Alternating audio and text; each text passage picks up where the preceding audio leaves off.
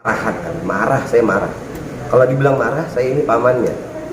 Kalau di negara ini tidak ada hukum, mungkin hukum rimba, tapi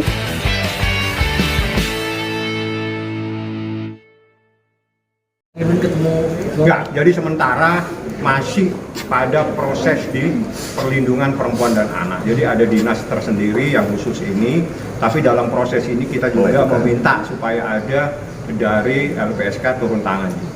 Bang Edwin, kalau perihal tadi cinta-cintaan itu apa nih Bang? Kayak mau mengeluarkan sempat emosi. ini bukan masalah kita mau merestui atau tidak merestui. Kalau kita kan ya namanya orang pacaran ya, saya ngerti, saya pernah muda, saya pernah pacaran lah gitu. Tapi pacaran saya ketaker ceritanya gitu, jaraknya nggak jauh-jauh, kemudian juga nggak macam-macam amat lah gitu. Nah ini kan sudah ditemukan ada indikasi, kita baru bicara indikasi dulu deh, karena kan kita belum, akan dibuktikan nanti di saat persidangan. Saya nggak mau meloncat ke kesimpulan, itu terlalu jauh, itu bukan ranah saya. Tapi kami keluarga menemukan indikasi bahwa ini not a romance. You fool, jangan sebarin beritanya begitu. Apa mau mislead? Terus kemudian sempat ngomong soal ada aktor senior yang menyuruh untuk sudah nikahkan saja. Saya tantang, sebut Bang, aktornya siapa biar saya sowan. Saya juga minta izin dari mana itu ceritanya pemikiran kayak gitu. Apa jangan-jangan si abang ini lagi ngebantalin orang? Jadi mungkin gini, supaya semua masyarakat ini juga paham, tidak diberikan informasi yang sesat dan menyesatkan. Saya tidak pernah berurusan dengan persoalan lain dalam perkara ini kecuali satu, terkait dengan Undang-Undang Perlindungan Anak, di mana ancamannya 5 tahun dan 15 tahun maksimal, dan itu merupakan perbuatan dalam kategori kejahatan. Yang kedua terkait dengan Undang-Undang Kesehatan. Tidak ada perkara lain yang dilaporkan oleh Nikita Mirzani di Polres Metro Jakarta Selatan kecuali terkait untuk melindungi anaknya yang masih di bawah umur. Ingat, Laura itu baru 17 tahun. Menurut Undang-Undang Perlindungan Anak, dia adalah anak di bawah umur. Titik. Jadi belum cakap dan cukup di mata hukum. Bang, izin. Kemarin kan sempat ada jejak digital yang dari TikTok dan segala macam tuh Bang, yang perihal ada dugaan Loli kena kekerasan dari Daniel sendiri. Apakah nanti ada penambahan pasal baru Bang nanti? Kalau itu biar menjadi haknya penyidik ya. Yang jelas penyidik sudah mengantongi dan memeriksa beberapa orang, termasuk bukti-bukti, dan semuanya sudah ada. Soal bagaimana penambahan dan sebagainya itu menjadi kewenangan dari penyidik yang ada di lantai 3 seperti itu. Bang Fahmi, ini kan ada berita juga katanya Loli menyesali ya, sudah mengakui kalau dia menyesal. Ini Bang Fahmi sendiri sudah bertemu dengan Loli dan betul keluar dari mulutnya gitu kalau dia menyesal. Jadi pemahamannya begini, pada saat Edwin pulang, capek dia pulang, saya yang ada di luar, saya dipanggil sama Om. Manggilnya Om, tetap Om ini. Jadi kalau saya bilang keluarga, saya sedikit jelaskan, Bang Fahmi ini posisinya bukan lagi sekedar lawyer buat kami. Bang Fahmi ini yang mengerti hukum, abang kami yang mengerti hukum. Dengan akhirnya kami berikan kuasa untuk sebagai kapasitasnya Bang. Tolong Bang, abang yang paham hukum. Jadi Laura itu manggil Om ya memang sudah lah, ini sudah part of family lah. Jadi saat itu di atas di lantai 3, ya yang pertama saya katakan, kenapa nak tahunan kok marah-marah, terus kenapa harus memanggil nama, itu kan ibumu, itu kan orang tuamu, itu kan mamamu. Iya, dia mama saya. Ya sudah, panggil sebagaimana yang biasa kau panggil. Kau mau panggil mama atau ibu, panggil sebutan seperti yang biasa kamu lakukan, jangan lagi panggil nama. Itu terus sempat dia meneteskan air mata karena memang saya rangkul kepalanya. Kamu yang tenang ya, kamu kaget mungkin. Tiba-tiba datang Edwin, semua datang ada di depan apartemen. Kenapa? Karena harus tahu dia. Ini perjuangan seorang ibu untuk memberikan perlindungan kepada anaknya karena dia tahu ada sesuatu yang terjadi. Jadi supaya dia paham, kenapa tiba-tiba Edwin turun, saya turun, kita turun. Karena apa? Satu-satunya jalan untuk memberikan perlindungan kepada Laura adalah membuatkan laporan polisi supaya diproses. Kenapa? Begitu diproses, perlindungan itu akan diberikan oleh negara kepada korban. Ingat, Laura adalah korban dalam perkara. Korban. Jadi itu yang menjadi saya sampaikan, tapi saya tidak lama karena saya juga tidak sanggup untuk berbicara terlalu lama karena dia bukan teriak tapi air mata yang keluar tanpa suara. Tapi kata-kata menyesalnya keluar nggak bang? Saya tidak Kita tidak hanya penting dia Iya. menyesal nggak menyesal, tapi Ucapan itu nggak dia mengakui itu mama saya. Jadi pengakuan yang selama ini kita tunggu itu mama saya. Panggil seperti yang kau panggil seperti biasa. Dia biasanya panggilnya Mimi ya. Ya, Saya ingat. Jangan dipanggil namanya. Terus kemudian ada satu hal lagi yang saya mau menghimbau untuk teman-teman semua. Kalau saat ini ingin berbicara, mau menyebut tentang ponakan saya, tolong diadres dengan Laura. Diadres dengan Laura, saya mohon. Saya sudah lakukan itu di sosial media saya. Alhamdulillah, ya teman-teman saya ya, di sosial media saya akhirnya mengerti. Dia ingin dewasa, dia ingin dihargai saya sudah independen. Mungkin sudah ya nggak tahu lah, saya udah beredar lah beritanya di sosial media apa video-videonya bahwa dari mulutnya sendiri saya independen. Jadi mari kita perlakukan, kita hargai anak ini, ponakan saya tolong dihargai. Kalau kemarin miminya sudah mengancam untuk kalian jangan jadiin ya muka anak saya mainan. Kalau mau pakai sound, mau pakai parodi, feel free. Kita kemas ini seringan mungkin tapi tetap dengan pesan yang dalam. Toh saya juga mengemas kemarahan, saya marah. Kalau dibilang marah, saya ini pamannya.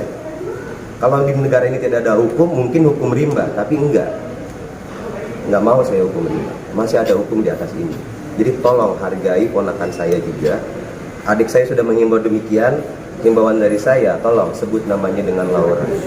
Jadi judul film ini kayaknya. Kenapa gue mau bener lagi? Oke, Cakep tuh jadi judulnya. dari kalimat Ya, tadi, dari sebut saya Laura. dari pernyataannya Edwin, satu hal saya garis bawahi, ada pernah kejadian. Jadi kejadian di mana Laura itu fotonya diedit dan segala Ya, macam. miminya marah itu. Dia marah, dia telepon saya bersama Nikita melaporkan seseorang dan akhirnya seseorang itu dipenjara.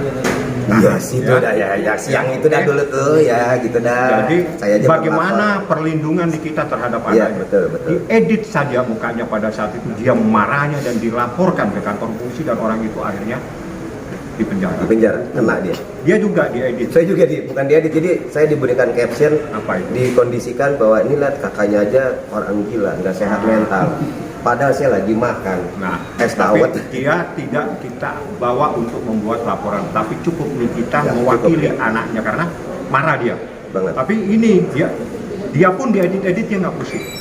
Yang pusing jangan coba-coba ganggu anak saya. Ya ini yang terjadi. Yes. Karena anaknya diganggu, dia membuat laporan Yes. polisi. Lu hadapin itu pasal 15 tahun. Yes. Jadi Ya, nggak main-main. mungkin kalau kita bicara lebih banyak, takutnya saya ada salah. Mungkin teman-teman tolong hargai juga, kita juga lelah, saya tahu teman-teman lelah. Mungkin kalau saya izin teman-teman, tadi saya sudah sampaikan poinnya adalah dari saya, tolong kedepannya sebut janganlah nama itu lagi, sebut dia Laura, karena kita hargai keinginan dia untuk dia ingin menjadi orang yang independen. Bukan kita mau melepas, udah kan mau independen, terus sana pergi sendiri, bukan. Justru ini omnya, keluarganya memfasilitasi. Kamu mau disebut independen? Oke, namamu adalah Laura. Independenlah dengan nama itu nama lahirmu nak. Kita sebut itu aja. Jadi jangan lagi sebut dengan nama yang kemarin. Saya nggak tahu ya, mungkin akan ada polemik seputar ini. Feel free, saya nggak mau urus. Tapi saya pribadi nyebut ponakan saya Laura. Saya pribadi ya. Sepanjang saya berdiskusi kemarin di mobil yang kemudian videonya menyebar, kemudian saya seperti ngereok, bangke. Terus apa namanya? Kesel juga ya. Kenapa itu?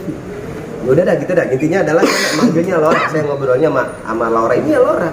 Laura dengar om, Laura ini bukan kamu. Laura ayo istighfar. Laura kamu aus enggak om aja yang aus. Ya udah makasih. Itu kejadian dari apartemen sampai ke rumah sakit. Terus saya temenin terus, maksudnya sampai akhirnya saya juga sampai rumah sakit. Jadi dia minta saya untuk udah om aja yang temenin aku. Yang dia ceritain kejadian dari apartemen, masuk mobil, masuk rumah sakit, dari rumah sakit ke Polres. Ya, jadi Semuanya Edwin yang damping. saya yang dampingi. Jadi makanya saya bilang siapa yang tersakiti berikutnya atas hal ini udah pasti keluarga. Tapi kalau mau tepuk dada, saya nggak mau tepuk dada. Tapi saya ini kalau dibilang ya bagaimana? Oh akhirnya anak ini ngedenger omongan saya gitu. Saya ajak ngobrol, dia mau dengar. Mungkin siapapun, mungkin saat itu nggak bisa masuk. Karena siapapun yang masuk nanti akan dapatnya itu oleh-olehnya adalah yaudah scream bareng deh, kuat dah adu scream sama tuh anak, ayo. Sampai akhirnya dia bisa lembut. Bang Fahmi, kabarnya kan abang menolak untuk konfrontir dengan pihak Fadel. Nggak ada. Ini bukan penipuan penggelapan. Tapi kata Bang Rasman bukan abang nggak berwenang atau Nggak berwenang ada. untuk menolak. Berarti nggak paham hukum. Kalau paham hukum, ini bukan tindak pidana penipuan penggelapan. Tidak ada JR di kasus ini. Ini kekerasan, kejahatan terhadap anak di bawah umur. Ingat, kejahatan terhadap anak di bawah umur yang melaporkan ibu kandungnya. Ini saja tidak mau, apalagi nih kita muda. Sudah, jangan mimpi untuk hal-hal yang tidak masuk akal. Tapi sebentar, saya sedikit lagi tambahin Bang Fahmi. Bang, mungkin habis ini kita udah selesai aja Bang ya? Iya. Habis ini kita udah selesai aja. Tadi saya tawarin, Bang, kalau besok mau ditemenin, ayo saya temenin. Nah gitu ya, Bang. Izin Bang, ya kan, sampai.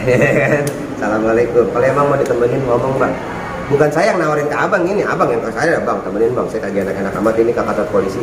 Ketemu sama Bang Rasman dah, temenin saya, gue temenin. Kayak saya cuma mau duduk doang, kalau emang dirasa-rasanya dia nggak berani. Bukan nggak berani, gimana ya? Sungkan gitu. Sungkan kemari gitu. Tenang. Saya temenin, kalau mau sampai saya antrin sampai depan pintu dah. Habis itu saya pulang. Nah, gitu. Penting gue udah nyampe aja dulu, terbang bangkir lagi sakit. Bang, semakin banyak yang speak Udah. Satu lagi, Udah ya, banyak yang capek Pok, saya berdiri mulu Pak, dengkul pegel naik bawa motor. hari ini kan semakin banyak yang speak up ya Bang, gitu. Kenapa?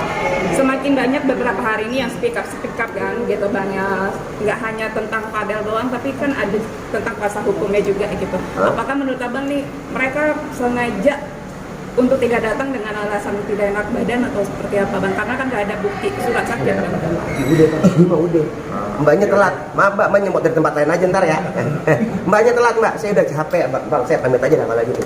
Ya rumah saya jauh, Apa Mbak yang ditanyakan biar selesai? Biar selesai, udah saya tungguin deh Bang, saya teman. Kenapa? Dek, yang Menurut Abang ini faktor sengaja nggak menurut Abang? Kenapa? Faktor sengaja. Memang dia nggak datang. Penyidik itu orang-orang yang sudah biasa memanggil dan paham tentang orang-orang yang memberikan surat untuk tidak bisa hadir. Dia bisa menilai. Jadi saya serahkan karena itu adalah Serahkan ke penyidik. panggilannya penyidik biar Biar ke atas aja. Ya, Ke atas aja. Kita nggak mau berspekulasi kenapa, apa, gimana, kenapa. Tadi kan saya bercandanya ya mungkin kurang enak badan ya, badannya kurang garam. Mungkin gitu kan, itu bercandanya saya, tolong dimaklumi ya. Saya memang begitu orangnya. saya hanya tekankan biar saya tegaskan atas nama Nikita, atas nama Edwin, atas nama keluarga besar Mawardi. keluarga Bapak besar. saya almarhum nih, Mawardi namanya. Ini saya mengatasnamakan keluarga besar Edwin dan Niki. Jangan berpikir dan berharap ada JR. Ingat, ini bukan kasus harta, bukan kasus penipuan terhadap benda. Ini manusia yang menurut laporan ada terjadi sesuatu dugaan kejahatan terhadap anak di bawah umur. Paham? Udah. Kalau belum paham, tanya ke penyidik apa yang dilaporkan di kita. Ya. Ini kita tidak pernah lapor penipuan penggelapan. Ini kita melaporkan kejahatan terhadap anak di bawah umur yang tidak lain adalah anaknya sendiri. Oke Bang, makasih Bang. Terima kasih semuanya. Terima kasih. Kalian orang kasar.